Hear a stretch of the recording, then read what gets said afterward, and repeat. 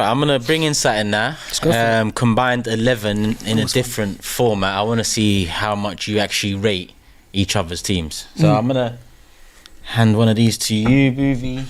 One of these to you, Babs. Got a pen and a cloth there, and a cloth and a pen there. We're gonna go through positions. Obviously, I'll couple up the centre backs. I'll put the midfield three together.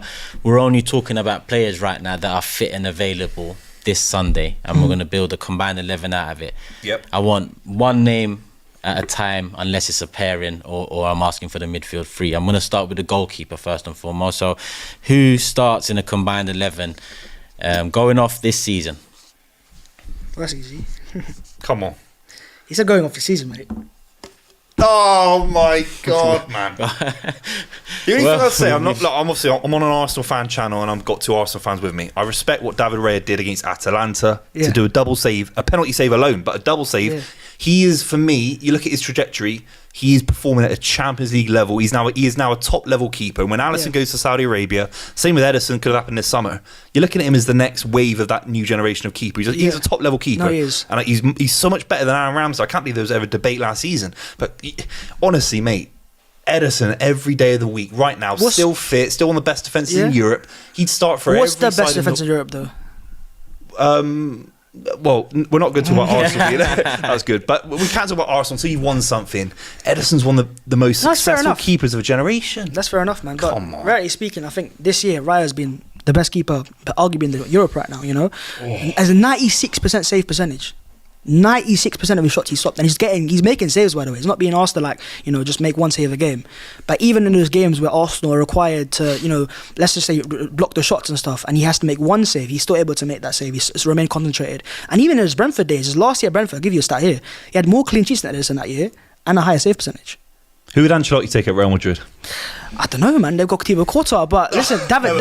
Come on. But the reality, I think the reality is with Ederson. I think don't throw Brentford stats here. No, look, of course, Brentford stats. You're an Arsenal fan. No, but the point is, even at an inferior club, he was competing numbers-wise with Ederson, and now he's come to a superior club like Arsenal, which play a similar style of brand in terms of domination and style of play. Honest, come on. And I think Ederson's got his history there, but I think in the current generation of Raya, you said it right now, it's next generation. Ederson could be leaving you guys in the year's time to go to Saudi Arabia. Yeah, but right now, you know, he's above you on the table. Right now, I wouldn't swap Raya for Ederson. You know, I don't think Ederson's in the category of Alisson or Courtois. Not in my eyes. I was going to ask, would you swap him at the moment? You've already he's not on that level. I don't say right that now. either. But Edison's Courtois a player. and Alisson are there, and Ederson is right there, and Raya's still got a lot to prove. Man. A lot to prove though, but I see the fundamentals there though. You know, in terms of shot stopping wise, I wouldn't say they're too dissimilar. I wouldn't say Edison's an elite shot stopper, right? Kicking wise, Edison's world class. He's world class. I wouldn't say he's a world class shot stopper. He's a world Do you think class he's a world class keeper shot through stopper? and through. He's top 5 in the world, mate. And Raya's not top 5 in the world. Right now, he kind of is. 96% of his shots are being stopped. You know, we're seeing that. And penalties as well. I think the last time Ederson saved the penalty was 2020-21. A long time ago, you know. Raya saved 4 of his last 8 penalties. You have to respect football history. You have to respect winning trebles. You have to respect 4 in a row. This one, I knew he was going to start off like this because I knew the angles that were going to be used, and it's not for me to decide. It's for you guys and girls in the comment section. Let us know, in your opinion. Try to take bias out because this is AFTV. 2 top players, man. 2 top players. Let us know who starts in the combined 11. Babs has made good points. Boobie's made good points. Clear your boards and let's get into the next position. All right. Let's do fullbacks together. Yeah, get your right back and left back in. While they wait, people, you have a think at home as well. Hit the like button. Make sure you're subscribed. Do all of that stuff, people. Let us know what you think about this version of Superfan Debate, the face-off. Usually we have a couple more guests, representatives. Today it's a bit different. Both fullbacks, yeah? Both either fullbacks. side. Yeah. Bit more thought going into this one. Boovie's turned it straight round. So Boovie's gone with White Gavardio, and Babs has got, hey, I think we need a handshake here because this might be the only one that we get like this. All right, cool. All right. I think. I mean, I love Ben White. I think he represents everything good about Arsenal. His technical quality isn't talked about enough. People just say he's a kind of solid right back. It's like, actually, when you had that midfield issue against Spurs, I thought as a world he could play in midfield against Spurs. He's that good. Yeah, so, massive fan. Yeah, I think, look, Ben White, I agree with that. I think he's versatile. And also, I think, look, the right back that you have right now, he's not the same Kyle Walker as 5 years ago. And we saw that at the Euros. He was stinky. I remember that, and I found that kind of. I mean, he was though. I remember I was at the stadiums and I was watching this guy going like, "What are you doing?" And you're a Man City player who's played the highest level when you're struggling. So White for me takes the right back. So and Gavardio for me, I think he's done it last year. Scored quite a few important goals as well, going forwards, defensively very strong. You signed for what, 70, 60 million pounds? 80 mil, yeah. Yeah, he's worth Crazy. that money because he's a very high caliber player. I will say though, you know, on the left back side, if we see more of Yuri and Timber and more of Calafiori, I think it'll be competitive. But because he's got a season in the bank and those guys don't, I'll give Gavardio the left back slot. Fair. I agree. I agree with these pick section. I'm sure a lot of people at home agree. Let us know in the comments. Wipe your boards, please, Bavs and Boovy, and put your centre back pairings on there now as well, please. This is very easy.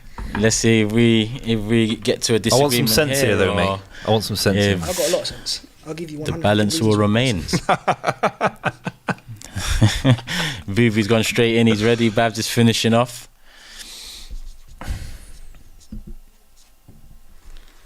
Spot that part. This has to be the same as come on. So Boovy's gone Saliba Diaz, Babs has gone Saliba Gabriel. You have to respect football heritage. You have to respect football history. And what Diaz has done since he's come to the Premier League, he's never not won the Premier League title since he moved from Benfica. He's played 4 seasons. He's won every single Premier League available. He's won a Champions League and an FA Cup, and he got to another FA Cup final as well.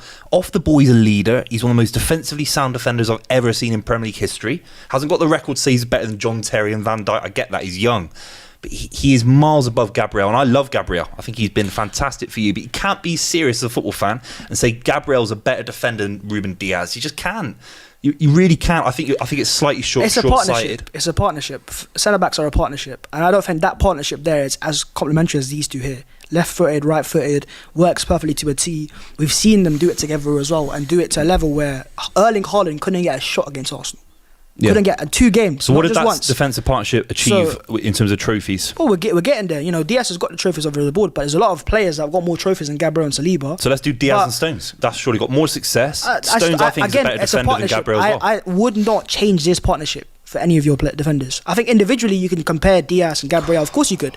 But as a partnership, this series, we've seen it be the best in the league. Even now, we've seen it stop the best striker in the world time and time again. Guardiola and Ben White don't play together. So it's a theoretical 11 of the best individual players playing in the system with Guardiola. But I think Gavardio could suit what Arsenal have. I don't think Diaz would be as good as Gabriel for what Arsenal have. Because Diaz is more similar to Saliba. You asked me to stay out. I think Diaz is more similar to Saliba. So I don't want 2 similar centre backs. I want an aggressor. I want a guy who's more conservative. I think this. And look, I think that Diaz is an amazing player, by the way. But I think as a partnership, I go for my 2 guys. So if I come to you and I say, mate, right, I'm a footballer, right? Yes. I've come to you, Bavs, mate. I've won 4 Premier League titles in a row and a treble, and I'm still not over the age of 30 years old. Yeah. And I'm going in against a guy who's had a solid couple of seasons, getting you second, no trophies ever in his cabinet for Arsenal. With all due respect.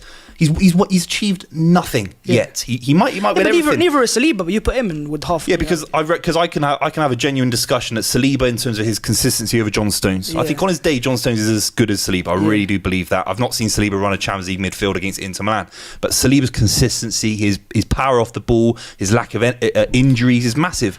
But Diaz is he's a better defender than Gabriel every day of the week. I think Saliba looks as good because of Gabriel at times. We saw it yesterday in the Champions League game as well. You know, we see this guy rise time and time again from corners and win the header first. And if Saliba does that, it gets mentioned straight after the game. But Gabriel does it. People go, oh, well, Gabriel, but he's gotten his flowers now. Last year, PFA Team of the Year voted by his peers, it wasn't Diaz who won the league title, it was Gabriel Magalhaes. So most clean sheets, very good defensively. It might have been a sympathy vote because you obviously came second again.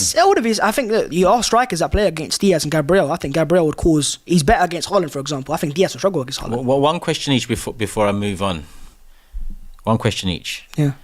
If we are talking individuals, which was some of Boovy's point, would it remain Saliba Gabriel? No, I think individual-wise you give Diaz it. Okay, but as a partnership, we've seen this work. That's what we're doing. If we're talking partnership, no, we're not. But if we are, it's all theoretical. This is your question. Yeah. If we are talking partnership like Babs is, would you agree with that? No, I can't. If it's a partnership, I've got to be biased because the history's on the side of Ruben Diaz and John Stones. Even Ruben Diaz and Akanji. They're winning European Cups. If history is the main thing, if it's about history and trophies, that I want to make sure Raheem Sterling's in this 11 as well. All right, we're going to move on. On that note, wipe your boards down. People, let us know in the comment section. This was a disagreement. Saliba and Diaz from Boovy, Saliba, Gabriel from Bab. Different perspectives, but all quality defenders nonetheless. We've got midfield free. 2 players are missing going into Sunday from that midfield free, which makes it more interesting. But go ahead and put your three in midfield in. At home, hope you're doing the same. no Or Odegaard. thinking about at least. I know no KDB. No Odegaard, no KDB. Who else was City got? BB straight in again. He's got his 3 down. Babs is on his last Trying one. to think of who else was City have there. I got my 2 guys guaranteed, but Yeah. I'm trying to think. Who else City got? So no KDB. You got You can throw in Gundogan. Bernardo, Ilkay Gundogan. Bernardo. Ooh, see, if it was Gundo a couple of years ago, I would have left it for him in straight. Have you got 3 on the board? Yeah, I got 3. And you've got 2 on the board. I'm gonna say. Okay, let's go. I'm walking off the set if Marino's on there. I'm walking off the He's set. not available No. Sunday. He's not available Yeah, Sunday. I'm still so walking Babs- off the set. He's You not can't get that available. one in. He's not available. I was gonna throw in Ethan Wanyeri, but let's just be sensible. He's a talent, by the way. I'm not going to sit here and say he's Got not. mines. You lot ready, yeah? Yeah. Let's see them. To the cameras, to me, yeah. So, Boovy's gone Foden, Bernardo and Rodri. Babs has gone Rodri, Silva and Rice. Yeah. You've gone all City. Well, Guardiola's managing this fictional 11 because he's the best manager arguably in the history of football. We can debate that later, but he would pick Foden and Bernardo as the 2 number 10s, a bit like KDB and David Silva had that role, because Rodri is the best defensive midfielder of a generation. You wouldn't need defensive cover. Obviously, with Arsenal's limitations in midfield, a lack of X factor, a lack of creativity, you need to play Declan Rice, potentially Moreno, Partey all together, because they all aren't world class. Declan Rice needs a lot of help, a lot of hand holding to get to progress the ball through midfield. But this midfield wouldn't need any help. So it's the best midfield by a country mile. PFA Player of the Year, by the way. Yeah, well, this Okay, guy was in the Babs. PFA team of the year, Declan Rice, as that position, by the way. And let's not forget, Pep was willing to spend nearly £100 million on that guy. What, to hold his That hand? wasn't a real transfer bid. Oh, so it wasn't. Oh, so you got resources. We went now. for Harry Maguire, and it coaxed Man United to spend 80 mil on him. There's a few other examples, and we coaxed you to spend 100 million quid on a guy, Gareth Barry 2.0. Gareth Barry 2.0. Yeah, you can play it sideways, 5 All right, yards. All right. So when Pep No, for real. wanted this, actually bid £90 million for him.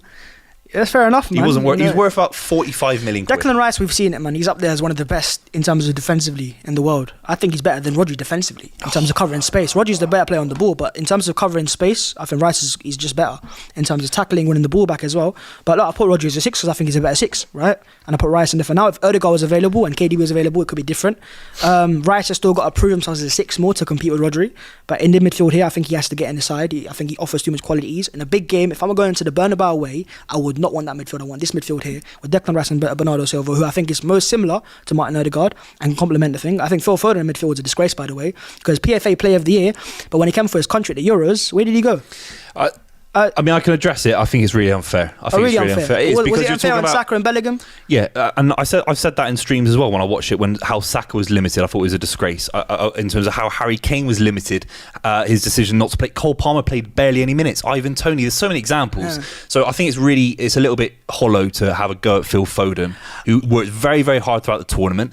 Again, in back-to-back Euros, got England to a Euros final doing defensive work. Yes, he wasn't good enough on the ball.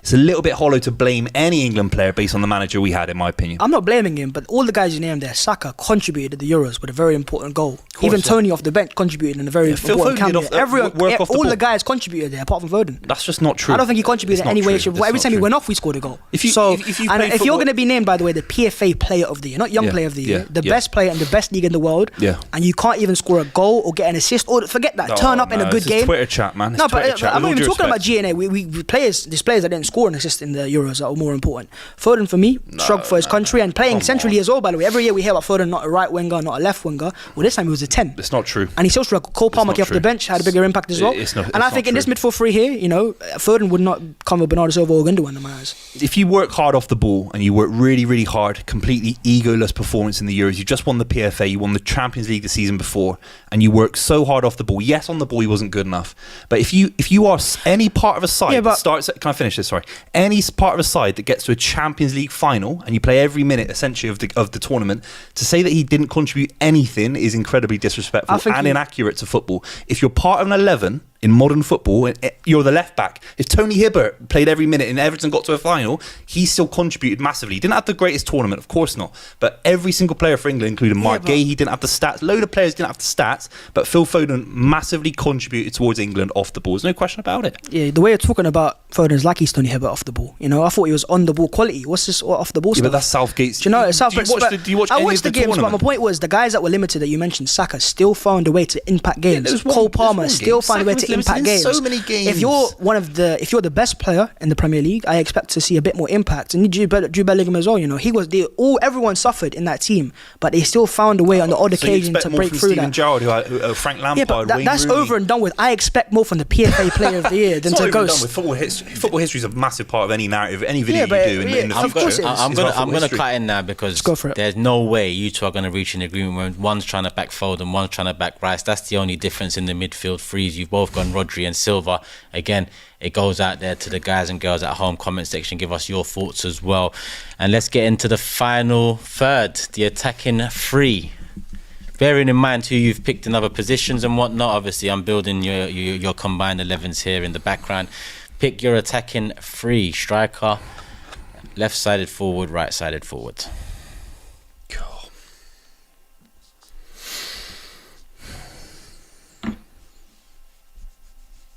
Bit more thought from Boovy for this one. Had it, oh God. Babs raising, setting, writing again. Boovy ready to go? Showing his hand at the same time. So we've got, okay. We'll wait for Babs. So Boovy's gone with Grealish, Haaland and Saka. I like that a lot, yeah. And Babs has gone with Doku, Haaland and Saka. Okay, so one difference, and the difference happens to both be a City player. So I mean, this will be a pretty interesting one because you're both going to give your arguments for one Doku and one. Yeah. I mean, I guess the lack of left winger right now. Yeah, of course, man. Look, I think Doku's the more he develops under Pep and the more he gets Premier League experience, I expect to have a very high caliber player who thrives in tight spaces, who's got a lot of pace, goal threat as well. He's a maverick as well, you know, you can make something out of nothing. I think Grealish, you know, because we've got Bukayo Saka and because you've got Bernardo Silva behind him, we don't need that ball security as much when you've got Rodri and Rice as well in my midfield. So with that there, I think Grealish's impact on the games isn't as big as Doku. And I think in those big games, to provide like a game-changing moment, I think Doku's better. And of course, Bukayo Saka, Erling Haaland. And I can't believe I spelled Haaland wrong, by the way, so that's wrong with me there. But yeah, I think too much Twitter, man. You got to get off Twitter. Yeah, no, I put two A's down, and I was like, hang on a minute, this is doesn't that make what you sense. raised? I had to raise that. I was like, hang on a minute, bugging out there. But no, listen, yeah, I think those two there work complementary as well. And I think that front three there is more balanced than that. And I think in a big game, Oh no, Doku is not more balanced than Jack Grealish. I mean, it's literally the opposite of what you're saying. I feel like these three here would combine better. I think in a big game, the threats. Imagine the Bernabeu where you got pace of Doku. If you were a pace of manager, you Haaland wouldn't trust Doku to start this game. If you were a manager, you wouldn't trust Doku to start this game. Last year, Grealish wasn't starting for you guys. Yeah, Over Doku, by I the didn't way. agree with that. And Grealish started the biggest games in Man City's history, arguably the game in Istanbul, when he was absolutely. I mean, also the one where he scored a fantastic goal against you lot when we battered you at the Etihad. So he's a massive part of the City success. And I think he just. Look, I like your opinion about Doku. I just think he's very, very, very raw. He still makes too many of the wrong decisions. We can obviously debate Grealish's numbers, his statistics. I find all that a little bit boring sometimes. But his total football play, his total contribution to the side is the most balanced out of people we've just said. No, I would say, listen, if we got fully formed Raheem Sterling, I think he'd have a chance. If we get him firing to the level he's at City, even Gabriel Martinelli, Gabriel Martinelli, Trossard, I'd still have over Jack Grealish. Maybe we do this again for the return fixture, and obviously there'll be a good few months in between some of these players to do what. Am I invited back on if you're 10 points behind? You're invited back on. Don't worry, my brother. We won't be Don't 10 worry. points behind, though.